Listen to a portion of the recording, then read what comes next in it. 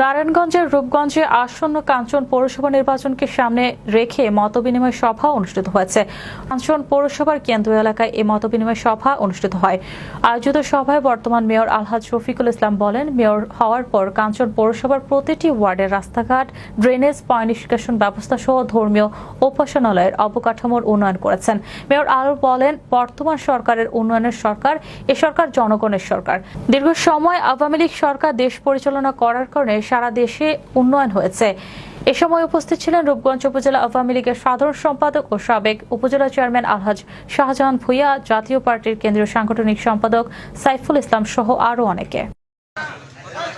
আমি নির্বাচিত হয়ে যে প্রতিশ্রুতিগুলি আপনাদেরকে দিয়েছিলাম, কাঞ্চন পৌরসভার 1 নং হইতে 9 নং ওয়ার্ডে আমি কাঞ্চন পৌরসভাকে একটি আধুনিক কাঞ্চন পৌরসভা হিসাবে গড়ে তুলব।